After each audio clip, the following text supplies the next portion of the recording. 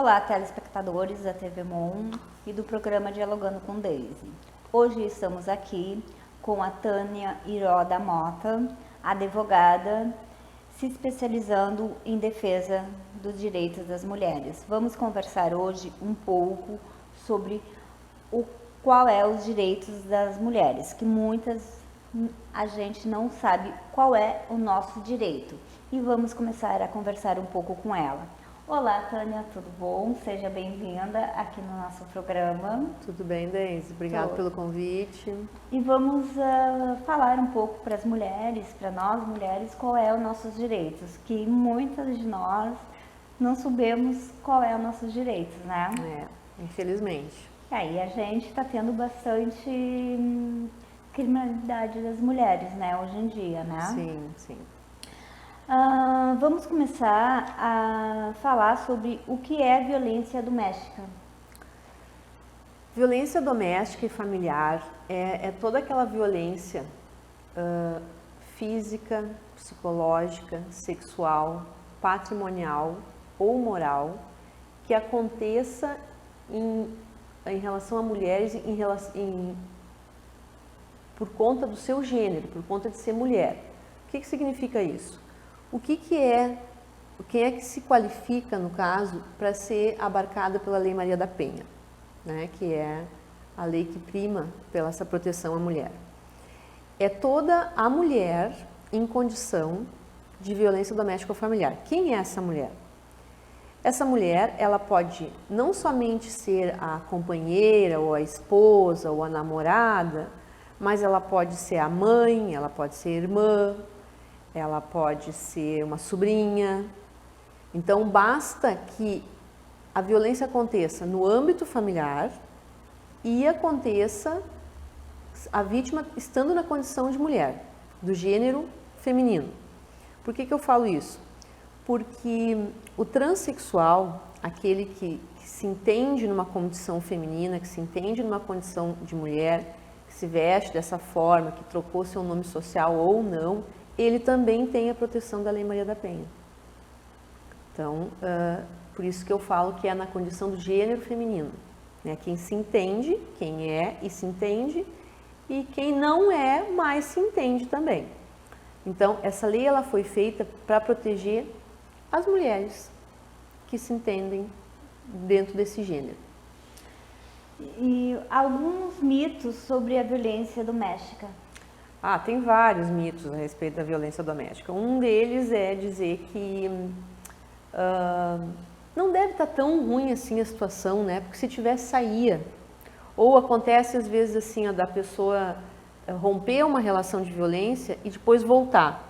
Então tudo aquilo que ela disse, então não era verdade, porque senão não tinha voltado, né? Isso não é bem assim. A gente sabe que a mulher, quando ela é vítima da violência doméstica,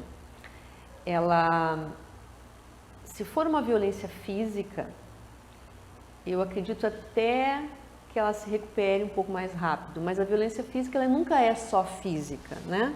Ela vem precedida de uma violência psicológica, de uma violência moral, de uma violência patrimonial, é uma sucessão de eventos. Então, ela fica muito fragilizada. Então, o que acontece? Geralmente ela não trabalha, porque o agressor não deixa ela trabalhar, né? Geralmente ela tem filhos, ela depende desse agressor para sobreviver e ela não consegue enxergar uma saída, porque em alguns casos a família não é acolhedora, a família não aceita essa mulher em casa novamente, né? E ela não fala, porque esse agressor, ele limita ela, né? Ele não deixa que ela tenha amigas, ele não permite que ela vá na família, isso é uma das condições, né, da violência. O agressor faz isso. Então ela se vê sem saída. Então às vezes ela fica, ou ela até rompe e depois ela não tem o que fazer, porque ela não tem onde morar, ela não tem renda, não trabalha. Como é que ela vai sustentar os filhos? E ela acaba voltando. Então, essa fala de dizer, não é tão ruim assim, senão não teria voltado, isso é um mito, né? É por falta de não ter alternativa. Outro mito bem frequente, assim, é a desculpa, né, que o agressor dá, de ele não conseguir controlar, não conseguir se controlar. Ah, ela me irritou, ela me tirou do sério, quando eu vi eu estava batendo. Só que ele só não se controla com ela, né? Com o patrão, ele se controla, com os amigos, ele se controla, né? Agora com ela, com os filhos, às vezes, aí ele não consegue se controlar. Então, esse é um outro mito bem recorrente. Um outro é a respeito que a Lei Maria da Penha também serve para os homens. Não, não serve para os homens. A não ser naquela situação que eu falei, né? Que um homem que tenha se, né, transformado, que tenha optado por seguir a vida de uma forma, vivendo como mulher. Aí sim. Fora isso, a Lei Maria da Penha, ela é única e exclusivamente para proteção à vida das mulheres. Tá? Não, os homens, eles se utilizam dos crimes comuns para se protegerem, né? Lesão corporal, tentativa de homicídio. Quando acontece, então eles têm que ir lá no Código Penal para se socorrerem de lá. Esta lei específica é para a proteção das mulheres. E um outro mito bem recorrente também, que ele chega a ser meio absurdo, assim, de tanto que acontece, é que a mulher sofreu a violência física ou psicológica porque ela mereceu. Afinal de contas, ela se vestiu de uma forma que provocou. Esse para mim é o pior, assim, é achar que a mulher mereceu, né, sofrer uma violência. Ninguém merece sofrer violência. Ninguém, né? Nenhum ser humano merece sofrer violência. Muito menos por uma escolha de uma roupa, ou de um cabelo ou de um comportamento. Né? Nós somos livres. Então a pessoa não pode sofrer uma violência física ou psicológica ou moral em razão da sua vestimenta, ou em razão do seu comportamento, em razão da sua alegria, muitas vezes. Às vezes as mulheres são felizes, querem fazer festa, querem se divertir, e em razão disso sofrem violências recorrentes, né? Como é sabido. Esses são os principais mitos, assim, que a gente lembra mais recorrentemente, mas tem vários outros. Tem vários outros, e aí eu acho que é mais uma desculpa do homem, né? Que leva do agressor, não, como tu disse, não precisa ser o próprio homem, alguém da família, né? Alguém da família, exatamente. Que despreza, às vezes até por ciúmes, até por qualquer situação, né? Qualquer situação. Aí diz com palavras até, não precisa ser... Não precisa ser físico. Né? Não. Com agressão, com alguma coisa, com palavras, aí vai e faz essas coisas, né? É uma forma de violência. Violência, né? Eu acho que até um pouco também com ciúmes, mas ela mereceu isso. Sim, pode acontecer. O que acontece também, Deise, que é uma coisa meio recorrente também, em cidades maiores, eu percebo que isso acontece com mais frequência. Famílias que possuem dependentes químicos ou pessoas com problemas com alcoolismo, eles no decorrer da dependência química, eles se tornam violentos. Então, um filho dependente químico que é violento só com a mãe, isso caracteriza violência doméstica e familiar. Se ele é violento com o pai também, não. Mas se ele é violento só com a mãe, porque a mãe é a parte mais frágil, isso é considerado violência familiar também. Ou uma filha, né? Uma filha que sofre algum problema nessa ordem, se ela incorre em violência para obter dinheiro, para obter maneiras de ter o uso da droga que ela necessita, isso é considerado violência doméstica também. Inclusive, sendo constatado isso, a medida protetiva pode ser até a internação compulsória. Né? Uma pessoa que tem dependência química, que agride reiteradamente sua mãe, em razão de ser a mãe, não agride mais ninguém na família, agride só a mãe pode procurar ajuda, pode pedir uma protetiva e pedir que esse familiar, que esse filho, ou esposo, ou quem quer que seja, seja afastado para internação, para tratamento, né? De modo a preservar a vida dela e dele também, né? Do familiar que é dependente químico. Então, isso é uma outra coisa que acontece e que a lei protege, né? A Maria da Penha abarca essa situação. Ela se preocupou com isso, com esse tipo de situação. Quais os tipos de violência doméstica a Lei Maria da Penha abarca? A Lei Maria da Penha, ela preza por 5 tipos de violência. É a violência física, psicológica, patrimonial, sexual e moral. Essas são os 5 tipos de violência que têm a mesma proteção. As mulheres, né, como eu, né, também não sabia, só a violência física, né? Só a violência, a maioria acredita isso, realmente. Mas... E o mais importante disso é que elas têm o mesmo peso.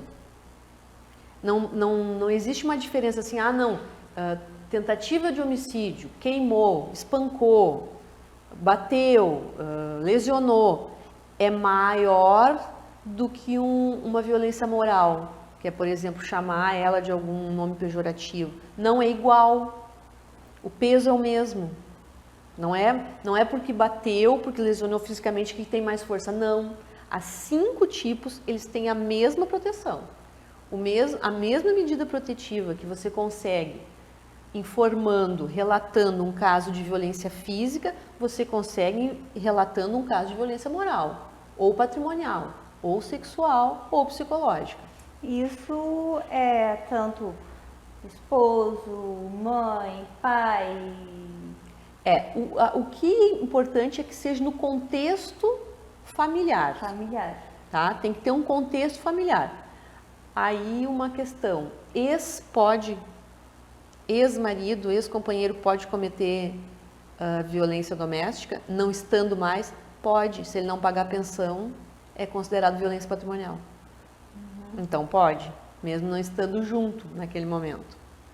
Como isso pode ser também levado como sogro, sogra, cunhada? Estando dentro do âmbito familiar, existindo Sim. uma convivência, todos que estão naquela convivência, sendo mulher, pode ser vítima ou podem ter os agressores ali presentes. Mas a pessoa que vai fazer essa denúncia tem que ter testemunhas? Não precisa. Como é que eu vou dizer assim, o fulano de tal me agrediu e não tem provas? Não. O contexto da violência doméstica, ele é um contexto que, primeiro, ele protege. E quem tem que produzir prova é o agressor de que não fez aquilo que está sendo dito. Tá? É assim que funciona. Claro, tanto na delegacia, quando é feito o acolhimento para conversa com essa mulher, é feito um questionário. Acho que são 4 ou 5 páginas, que é um questionário que vem de um órgão especializado para isso, onde a mulher responde várias questões. E esse questionário, ele vai mostrar se aquilo que ela está falando realmente está acontecendo. Porque existe mulheres de má índole que querem prejudicar um homem de bem? Existe. Mas tem esses cuidados. No escritório, por exemplo, quando chega uma vítima de violência, eu tenho o meu próprio critério. Eu tenho o meu próprio questionário que eu faço do decorrer da conversa e eu vou percebendo se realmente aquilo que ela está me dizendo aconteceu, né? Porque o que acontece? A gente percebendo, ela respondendo aqueles quesitos, a gente verificando que realmente há uma situação de violência ali, a medida protetiva é feita, os efeitos dela acontecem e quem tem que provar, então, que aquilo não aconteceu é o agressor. Então, ele que tem que produzir as provas, não a vítima. Porque senão seria como antigamente, né? Nunca teria justiça, né? Como assim? Chantagem emocional com uma criança? Com uma criança, É um outro sistema. Seria uma coisa Sim. de... Avós fazer chantagem emocional com criança. Daí teria que ser uma questão de conselho tutelar, uma questão de Coisa direito da de infância. infância. Direito da infância. Não seria no âmbito da Sim, violência mas a doméstica. mãe fazer isso contra, que tá no coisa familiar, daí teria que ser outra coisa, não Isso. Daí, quando é com criança, é outra lei. lei. A Estatuto da Criança e do Adolescente, que protege, né? A Maria da Penha, a Lei Maria da Penha, é para a mulher, né? Uhum. É que isso, como tem as mulheres, como assim, ó, então já, como assim, ó, já vem as mulheres, né, hoje em dia não sabem como vai, já tem um monte de formas que o agressor vai dando, né, vai mostrando, né, que a mulher está sendo vítima. Sim. Para ser atacada, para ser batida, para entrar na agressão, né? Ela vai sendo com palavras. Sim, ofendida. E até ir a uma agressão, né? Sim. Como você disse assim, ó, tem 5, né? Sim. 5 São 5 formas. né? Até ir ao último ponto, que é a agressão, né? O último ponto é o feminicídio, né? Sim. O último ponto, o fim da violência, geralmente, é o feminicídio, né? Quando ele executa aquilo que ele ameaça por um bom tempo. Sim, porque... E aí vai sendo com palavras, com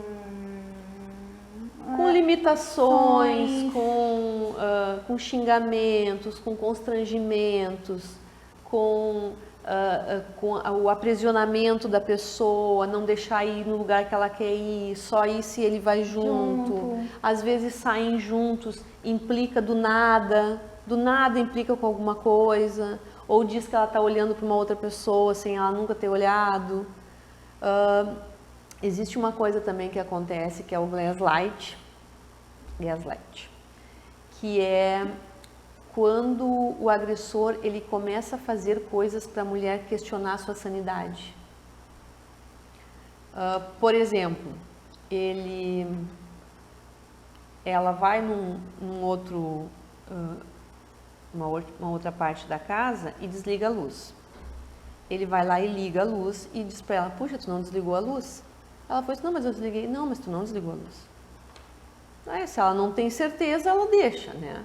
Aí aquilo começa a se repetir em outros âmbitos, tá? Por exemplo, a pessoa dirige, leva o filho para a escola e chega em casa e deixa o carro estacionado e puxa o freio de mão. Aí ela sai, ele vai lá, baixa o freio de mão e chama a família para dizer que olha só, que perigo, ela não pode mais dirigir, ó, ela não está mais deixando o freio de mão puxado, ela é um risco para o filho. Aí ela volta lá: não, mas eu puxei o freio de mão, tenho certeza. Não, mas estava aqui, ó. Isso é um movimento para questionar a sanidade da pessoa. Isso é uma coisa que acontece também, tá? E isso é uma forma de violência, sabe? Se a pessoa não é muito metódica nas coisas que faz, lá pelas tantas ela realmente não sabe mais se ela fez ou não fez, né? Isso começa a abalar o sistema e isso começa a abranger outras pessoas. Ele começa a falar isso para outras pessoas da família e a criar situações que comprovam isso. Então isso é bem sério, bem preocupante, esse tipo de situação. Começa a mexer com o emocional, com um monte de coisa, né? É bem preocupante. Aí tem que cuidar muito, né? Porque isso... Tem que cuidar muito. Quando começar com essa história: tu fez isso, não, eu não fiz, tu tem que começar a se cuidar para não deixar que isso vire uma dúvida. Tem que ser uma certeza. Não, eu desliguei a luz, eu tenho certeza que eu desliguei a luz. Você foi lá e ligou. Isso é. E o que se trata o ciclo da violência? Bem, o ciclo da violência, ele é um ciclo de 3 fases. A fase 1, a fase 2 e a fase 3. A fase 1 é quando inicia. Eu vou falar por exemplos que eu acho que fica mais fácil de entender, né? Por exemplo, a mulher, né, a companheira, o esposo, o namorado, enfim, não trabalha, fica em casa, ou cuidando dos filhos, ou não, está em casa. e o agressor chega do trabalho e vai jantar e reclama da comida. Ah, essa comida tá um horror, essa comida tá horrível, tá um lixo. Tá. Aí depois ele reclama, o que tu fica fazendo o dia inteiro em casa? Olha o jardim da nossa vizinha, que lindo, nós nem jardim temos, por que tu não faz nada? Tá? E ele começa a falar isso com irritação. E o que acontece com essa mulher nesse momento? Ela se encolhe, ela entra para dentro dela mesma e começa a tomar cuidado para não irritá-lo. Então o que ela vai fazer? Ela vai tentar fazer uma comida melhor, ela vai tentar fazer o jardim, ela vai tentar fazer de tudo para agradá-lo. E não vai adiantar, porque ele vai continuar dizendo que as coisas não estão boas, que não deveriam ser. Nunca é bom o suficiente nessa situação. Nunca é bom o suficiente. E essa agressão, ela começa a ficar mais exacerbada, ela começa a ficar mais latente. Antes ele só falava, agora ele grita. Antes ele não fazia nada, agora ele quebra coisas. Aí o que acontece? Ela começa a ter medo. Fica medo. E não fala nada para ninguém, que é um grande erro. Tá? Um grande erro é esse. Ela não fala nada para ninguém porque ela não quer que ninguém saiba do que ela está passando. Porque um dos grandes problemas das mulheres procurarem ajuda é a vergonha. As mulheres têm vergonha do que passaram e do que passam. Ela acha que a culpa é dela. Ela acha que a culpa é dela, que de alguma forma ela fez uma coisa de errado. E ela começa a parar e pensar assim, ó, mas o que eu fiz de errado? Ela tem que pensar para ver o que eu fiz tudo certo. Eu lavei a roupa, eu fiz tudo direitinho. Por que ele está tão irritado? Tá, mas eu vou ficar bem quietinha, eu não vou fazer nada para irritá-lo. Tá, o que o agressor se dá conta nesse momento? Ele se dá conta nesse momento que ele pode tudo e que nada vai acontecer. Porque ela não fala para ninguém, ela não conta por vergonha ou por medo, então ele pode fazer o que ele quiser. Aí passa para a fase 2 do ciclo da violência, que é quando quando quebra tudo dentro de casa, é quando bate nela, é quando põe ela para a rua, é quando faz as piores formas, quando ameaça matar, quando faz as piores formas. E geralmente é nesse momento que elas buscam ajuda, porque elas não têm mais o que fazer. Elas vão correr risco de vida se ficarem por ali. Então elas buscam ajuda, ou elas buscam ajuda de um profissional especializado na área, ou vão buscar ajuda da Polícia Civil na Delegacia da Mulher, através da Delegacia da Mulher. E a sistemática funciona, a lei funciona, a aplicabilidade da Lei Maria da Penha ela é muito eficiente, ela funciona. Então acontece lá o afastamento do agressor do lar, ela volta para casa, ela começa a se estabilizar e daí vem a fase 3 do ciclo da violência, que é a fase que se chama da lua de mel, que é quando ele volta, pede por favor para que ela aceite ele de volta, que ele vai melhorar, que ele nunca mais vai fazer, que, nossa, jamais ele vai fazer aquilo de novo, que eles vão viver bem, que ele vai deixar ela trabalhar, que ele vai fazer tudo certo, né? E aí, meses depois, dependendo do instinto, né, do agressor, de como é o comportamento dele, como é que foi a vida dele também, se reitera quando não acontece o feminicídio daí. Sempre é o meu pensamento, né? Uhum. Cada um tem uma ideia, e a gente tem que respeitar, né? Claro. Que quem fez uma coisa uma vez, de agressão, de desrespeito, sempre vai fazer. Deise, eu acho que se as pessoas procurassem um tratamento, sabe? Talvez não. Eu não vejo como isso possa ser uma coisa... Nesse ponto eu não vou concordar contigo. Eu acho que se acontecer uma vez e a pessoa toma consciência disso, sabe? E procura um tratamento, isso pode terminar, sabe? Eu acho que tem muitas chances de terminar. Só que tem que ter a consciência, sabe? O agressor tem que ter consciência de que ele agride. Que na maioria das vezes, dependendo da forma como foi a vida dele, isso é só uma repetição, né? A gente não sabe, só que tem que parar. Em algum momento isso tem que parar. Ele tem que ter consciência. Tem que ter consciência, exatamente. Porque que nem eu te falei, se ele não consegue controlar as suas emoções, ele não vai conseguir controlar com ninguém, não só com uma pessoa. Mas se ele se dá bem com outras pessoas, é querido, e só com a mulher, aí é um problema dele. É, exatamente, por isso que eu te falo assim, ó, tem tratamento para isso, tem jeito, sabe? Se tomar consciência e buscar ajuda, nossa, ajeita a vida de todo mundo, sabe? Mas tem que ter essa tomada de consciência, por isso que eu acho que às vezes a fala dessa aplicabilidade da Lei Maria da Penha, ela deveria atingir mais os homens também, para que eles também entendessem que talvez quando eles dizem uma coisa que para eles não tem significado, isso é sim uma violência psicológica, sabe? Que quando eles lá, de acordo com o entendimento deles, não permitir que a sua companheira trabalhe, isso é uma violação, é uma violência ao direito dela de adquirir patrimônio também, né? Então eu acho que seria interessante que os homens também se inteirassem mais disso, sabe? Procurassem saber do que se trata uma violência patrimonial, do que se trata uma violência moral. Violência física todo mundo sabe o que é. A psicológica também, ela é tão longa, ela tem tantas coisas para ser tratadas. Será que, para ele pensar assim, puxa, será que eu não estou fazendo alguma coisa que está causando algum trauma na minha companheira? E eu não estou nem sabendo? E daqui a pouco eu vou levar uma medida protetiva sem nem saber por quê? Porque muitas vezes eles dizem isso, o relato do agressor é esse. Gente, mas eu não fiz nada. Eu não sabia que isso... Não, eu não fiz nada. Não fez nada o quê? Ah, não bateu, não espancou, não torturou, mas ameaçou. Colocou medo na pessoa, deixou ela com medo. De alguma forma ela tem medo de ti, por quê? Alguma coisa, né? Então, nesse ponto eu discordo de ti. Eu acho que sim, e inclusive eu acho que deveria ser investido nessa área, sabe? Porque por aí a gente teria redução. Bastante. Sabe?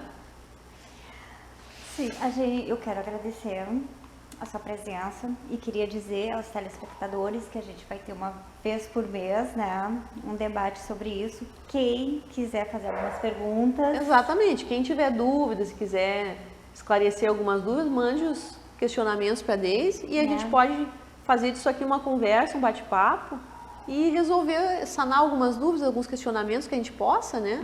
Eu acho que tudo que esclarece, que alcança a maioria das pessoas, é benéfico. Né? Vai estar lá no programa, no Facebook, né? Pode deixar lá que a gente vai responder, né?